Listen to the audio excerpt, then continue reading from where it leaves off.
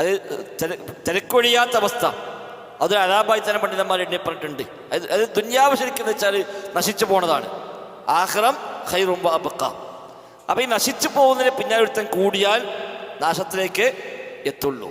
മറ്റ് എന്നും അവശേഷിക്കുന്നതാണ്. അതിന് പിന്നാലെ കൂടുമ്പോൾ അവൻ അതിൻ്റെ ഒരു ശേഷിപ്പെന്നും ഉണ്ടാകുകയും ചെയ്യും. ദുന്യാവെന്താണ്? ഫാനിയ, നശിച്ചു പോകുന്ന, അതൊരു കേവലം വഞ്ചന വിഭവം മാത്രം. അത് കണ്ട് പിന്നാലെ കൂട്ടുണ്ടെങ്കിൽ എവിടെക്കൂട്ട് എത്തൂല്ല, ഈ ഓടിൽ ബാക്കിയാവുകയും ചെയ്യും. അപ്പം അള്ള കൊടുക്കുന്ന ഒരു അലാബാണ് ബർക്കത്തില്ലാതാവുക എന്നുള്ളത്. ബർക്കത്തുണ്ടാവൽ റബ്ബിൻ്റെ നിഅമത്താണ്. ആ ബർക്കത്ത് ഒഴിവാകലോ റബ്ബിൻ്റെ അലാബാണ്. അത് എല്ലാത്തിനും ഉണ്ടാകാം. നമ്മുടെ മക്കളിൽ ബർക്കത്തുണ്ടാവുക വലിയ നിഅമത്താണ്. മക്കളുടെ ബർക്കത്ത് നഷ്ടപ്പെട്ടു മക്കളെ കൊണ്ട് മനുഷ്യൻ എടുക്കാതാകുക, അത് വലിയൊരു അലാബാണ്. കുറേ സമ്പത്തുണ്ടായി, അതുകൊണ്ട് ഉറങ്ങാൻ കഴിയാത്ത മനുഷ്യന്മാരില്ലേ? പണമുണ്ടായിട്ട് അതുകൊണ്ട് കുടുങ്ങിയ മനുഷ്യന്മാരുണ്ട്.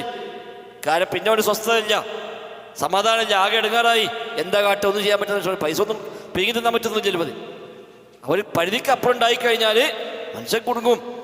പിന്നെ ഒരു പെരി കിടന്നുറങ്ങാൻ വയ്യ, പെരിയിൽ പാത്തക്കാൻ വയ്യ, ബാങ്ക് കൊണ്ട് ഇടാൻ പറ്റില്ല, കണക്കിനപ്പുറം ഭൂമിയാകാൻ പറ്റില്ല, അതിന് വേറെ പ്രശ്നങ്ങൾ. എന്താ അത് കാട്ടുക? അപ്പം ഇത് എല്ലാ രംഗത്തും ഉണ്ടത്. ഒരു ബർക്കത്തില്ലാത്ത അവസ്ഥ വന്നു കഴിഞ്ഞാൽ, ബർക്കത്തില്ലാത്ത സമ്പാദ്യം, അത് മനുഷ്യന് ആശ്വാസമല്ല പ്രദാനം ചെയ്യുക.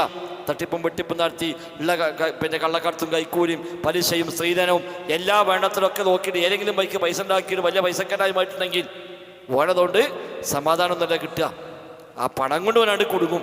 അതുകൊണ്ടാണ് എടുക്കാറ്. ഹക്കും ബാത്തിലും നോക്കാതെ ദുനിയാവിൻ്റെ എന്ത് കാര്യം സമ്പാദിച്ചുവോ ആ സമ്പാദ്യങ്ങളൊക്കെ ദുനിയാവിൽ തന്നെ അവന് ദോഷകരമായിട്ട് ബാധിക്കും.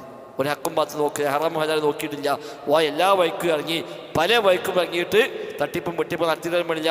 ഇപ്പോൾ അത്യാവശ്യം പൈസ ഇത് നമുക്ക് പുറത്തുനിന്ന് കാണുമ്പോൾ എന്താ പോനൊക്കെ നല്ല വണ്ടി, എന്താ പോനൊക്കെ പോക്ക് എന്നൊക്കെ പറയും. പിന്നെ കാണാൻ എവിടെയെങ്കിലും തൂങ്ങി വെച്ചു കാണും, അത്രേ ഉണ്ടാവുള്ളൂ. അല്ല, ഇതിനൊന്നും ഒരു സമാധാനം ഐശ്വര്യമൊന്നും അനുഭവിക്കാൻ കഴിയുകയില്ല.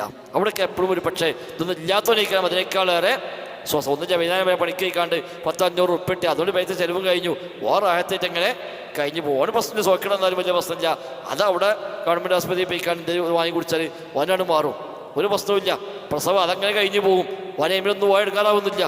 അതൊക്കെ അതൊരു എളുപ്പം അതിലൊക്കെ അങ്ങനെ നൽകും. മറ്റത് ഓരോന്നിനും ഓനെ എടുക്കാറുണ്ടാകും. എത്ര തയ്ച്ചാലും തികയില്ല. പൈസയും പോവുക, സമയം പോവുക, ഊർജവും പോവുക, ഇതൊക്കെ പോയിട്ട് വല്ലതും നേടാൻ കഴിയുമോ?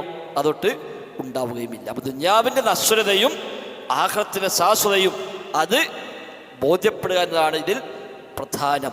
എങ്കിൽ ബാക്കിയൊക്കെ ഓൻ്റെ പിന്നാലെ അങ്ങനെ വന്നുകൊള്ളും എന്ന് ഈ ഹദീസ് നമ്മെ പഠിപ്പിക്കുന്നു.